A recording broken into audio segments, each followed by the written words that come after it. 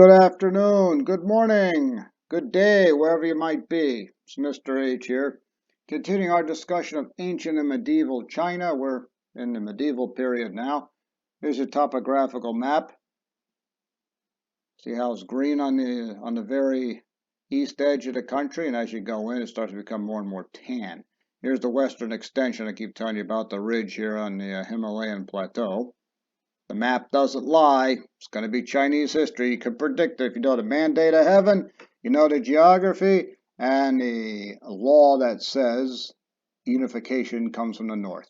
Bingo, you're an expert on Chinese history. That's the broad strokes. Now we got to fill in some details. Now here's the guide to Sui and Tang Chinese foreign policy. Number 1, use barbarian against barbarian. Let them fight each other up there in the northern reaches of Mongolia and Siberia. Bribe them, pay them, somehow get them to fight each other. Create clients like the Uyghurs, how you pronounce this, Uyghur Turks, or create some kind of people with tributary status. Let them do the fighting for you. Doesn't always work out, so you drop back to step number 2, diplomacy, strategic marriages. There's got to be a place in heaven for Chinese princesses. Because time and time again, they'll find a Chinese princess, or make her a princess, and she marries a Mongol or Tatar chieftain up there in the northern reaches, and boom, now this guy is related to the emperor, their family, they have to fight on behalf of their family, right? It's kind of a backdoor way into number 1. And what about the young lady who got sent up there? Yeah, she never gets a say in the whole thing. Like I said, gotta be a special place in heaven for Chinese princesses. Why fight on the battlefield? You beat them in the bedroom. Wait till you meet the Habsburgs in the 16th and 17th century. They elevate this into a completely different league. If that doesn't work out, we got step 3. Drop back to your fortified defenses. Remember the Great Wall? Built at great cost, used at less cost. It's there. Might as well use it. Hopefully the Mongols get tired of smacking their head against the thing and go away. We know how that's going to turn out. And of course, step number 4, the one thing you do not want to do is go up there, fight and defeat them over and over because they tend to come back. You got to send an army up there, got to pay them, got to feed them, got to keep them supplied, send reinforcements. It just doesn't end. You beat these nomads, they're going to keep coming back. It's like punching holes in water. And it's just a big drain on the treasury, on morale. Eventually it's going to take your dynasty down. Ask the Sui about it. Speaking of them, quick review. Remember Sui Wendi, right? Mixed Turkish-Chinese heritage may have been a product of such a union there from number 2 on the foreign policy guide. He established the Sui dynasty. His son Yang took over. After he died in 605, by 615 the dynasty's gone. Why? Got mixed up with the nomads up north. Kept fighting with them. Got pulled in these battles, never ends. Invades Korea. You know what that place is like. Hills all over the place. It's Thermopylae every 5 feet over there. And remember, they just came out of 3 kingdoms period. Been fighting for 200 years, and now you want to fight some more. More unending wars. Destroys the dynasty from within. That brings us to the Tang dynasty. There's a little bit of gap there, 615 to 618. Basically what the Tang did, they just, changed the letterhead. Replaced the top of the imperial structure and wisely, for a while anyway, backed away from the fighting. Going to be there for 300 years. Now, or again, we've got a farmer who starts his own dynasty, Gazao, almost the same name, not quite, spelled a little bit differently. He wasn't a farmer like some guy with one plot of land somewhere. He was actually a fairly prosperous farmer, kind of a minor noble. He'd been a soldier for a while, of course, under the Sui. And boom, a provincial governor. So he knew how to run a government.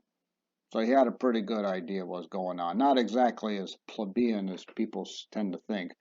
Anyway, the Han, of course, had their own independent bureaucracy. And the problem with the Han, how they became corrupt, is because the aristocrats had taken over. And they were running the bureaucracy and had a bunch of people who had no idea what they were doing. And some guy would be running the treasury. His son would get it because, his father had it and it become hereditary. And, of course, it became corrupt. So the Tang dynasty has a different plan. Gaozhou, who had, some experience here as a provincial governor, integrates the aristocracy into the bureaucracy and starts a long-term strategy to eliminate them. He just can't throw them out one shot, might start a civil war. Just getting his dynasty rolling. Got to build some momentum. So he's going to eliminate these aristocrats little by little. How's he going to do this? Oh, the thing everybody hates. Tests. Nobody likes a test. That's how you keep the aristocrats from slowly taking over the government. Use of examinations. It's not perfect. Some people get past the net. I think of quite a few people who are supervisors, don't know what they're doing. But, like I said, just slip past the net every now and again. But the talented people will make it past the exam, and you will get people who actually know what they're doing. Now, what about the aristocrats who get tossed out of the bureaucracy? What are you going to do with these guys? Well, all land is theoretically property of the emperor, right? Don't yell it too much. So the aristocracy, you get land grants for land they already have. But the thing they love the best, you get tax breaks. So the idiot son who didn't know what he was doing gets to keep the land and gets a tax break. Basically, you're bribing him to stay out of the way and not screw everything up. Apparently, people seem to like it. When you give them tax breaks and don't take their land, hey, they become loyal all of a sudden. And you get to build a bureaucracy with people who have some idea of what they're doing. Now, they've been around for about 300 years, and you're going to get some interesting people in the Tang Dynasty. Fairly close to the beginning, we have Wu Zhao, or Empress Wu. Call her the Chinese Theodora. Wait till you meet Theodora. But right now, I introduce you to Empress Wu. Originally a concubine of Emperor Taizong. That's right, concubine. Apparently a very smart lady because she was able to use her charms to seduce, marry, or take over the mind of his son, Gaozong. The records get a little fuzzy because Gaozong had a stroke in 660 and she deposed her son in 670 and ran the empire herself. Kind of strange because the Chinese like to keep records, so I got a feeling some people had some stuff to hide. But yep, there's Empress Wu. She's running the show and doing it rather well in the mid-600s. Now, because of her, shall we say, non-noble origins, she is going to find some resistance from the aristocracy. So she sends them off to war. Be patriotic. Expand the borders of Tang China. Do it somewhere that's not here. Way out on the border somewhere. Maybe they get killed. That solves the problem. Maybe they decide to take over some land way out there in the west in the Taklamakan Desert and they suddenly declare their independence. She's fine because they're way out there. She uses the examination system to find competent officials. They're out there fighting to expand the borders and gain land way out somewhere that isn't here. And she can replace them with competent officials. See, she's been thinking this through. If she didn't think about it and someone told her, she was smart enough to listen at least. Anyway, her son shows up, a guy named Zhongzhang. She either retired or was deposed. Again, the records, ordinarily very, very accurate in China, seem to get deliberately fuzzy. Not really sure, but she's not there anymore, and she did a good job while she was there.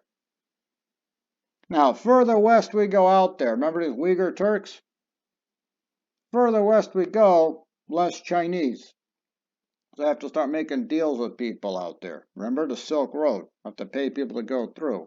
Do these people look particularly Chinese? Might be a little bit Chinese. Remember Sui Wendi? A little bit Chinese, but clearly something else. These are Turks living out in Central Asia. If you keep pushing further west, more Uyghurs. Definitely not Chinese, and this lady looks like she might have got off the train from Russia. Might even be one of Alexander's descendants, right? Go far enough west. So China is reaching further and further out. How far west are they going to go? As you can see, they are committed to going very west. I call this the Chinese dumbbell over here. He sent the aristocrats out to go fight. Look at that, they're reaching out there. What's with this narrow land bridge? Of course, part of the reason right here with the Himalayan plateau. Why not expand over this direction? Okay, time to bring out the foreign policy guide. Who's living out here? Got a lot of Mongols and, Tatars and everybody out here some Khitan leftovers? All right, so what are you going to do? Well, let's bribe them. If you can bribe them, they won't bother you. And the fact that this map even exists tells you that the bribes are successful. Right? Maybe somebody doesn't want a bribe. What's number 2? Right, strategic marriages. We find the queen of Henan has a few daughters. Hey, send her out to Mongolia, married to the Mongolian Khan. You're related to China. End up fighting on their behalf. That doesn't work out. You're going to need fortifications right here. Got to keep everything getting cut in half. And of course, what's number 4? The thing you really don't want to do, but you might have to, is send soldiers up into this area. But it appears to be working, or else you wouldn't have the Chinese dumbbell with this narrow area here. So apparently bribing and strategic marriage is working quite well. Till the year 907 anyway. Now how far west are they going to go? They're going to keep going west till they run into somebody who stops them. We'll talk about Islam a little bit later on. Battle of the Talas River in 751 in Central Asia. Not sure who wins, Abbasid Caliphate or perhaps Tang China. I do know one thing, Chinese aren't advancing any further to the west, and I don't see Islam advancing any further to the east. Looks like a big draw.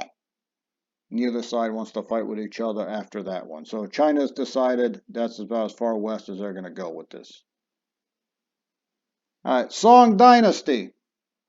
The Tang are going to fall apart in 907. We got some upheavals. More than one dynasty going around. Everybody lists the Song because they last the longest, from 960 to 1279. However, they're not going to unify China. Based on what I just said, why would they not be able to unify China? You already know the answer. Take a look at the map. All right, there's Song China down south. Up north, Liao or Khitan, I like to call them that.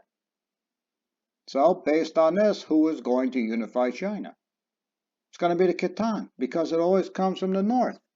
Except, it won't be the Khitan. It's not going to be the Song either. Now, Khitan and Song, they get into it, they fight each other. Right?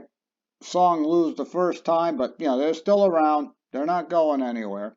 But you know enough about Chinese history to know that if the Khitan, or as this map says, Lao, people can say Jin, what's going to eventually happen?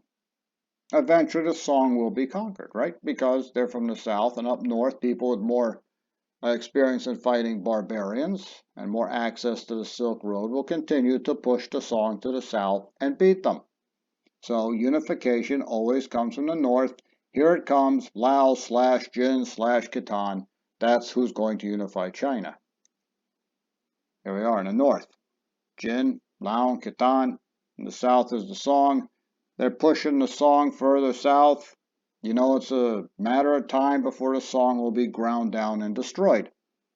But it turns out to be the best thing ever happened to the Song, because even though they didn't get totally destroyed and their dynasty is still alive, they're going to outlast the Khitan. How'd they do this? They got better weather, better farming, so they built up a good population. They even managed to build a navy. And yes, China's unified from the north, except it won't be the Khitan who unifies it. It's from somebody further north. Really bad news. You know who these people are? The ones you've been trying to avoid the whole time. Bad news, it's the Mongols. Worse news? What's he got in his hand? The deadliest weapon on the planet until repeating rifles. It's the Mongol recurve bow. And we'll talk about the Mongols next time. Have a great day.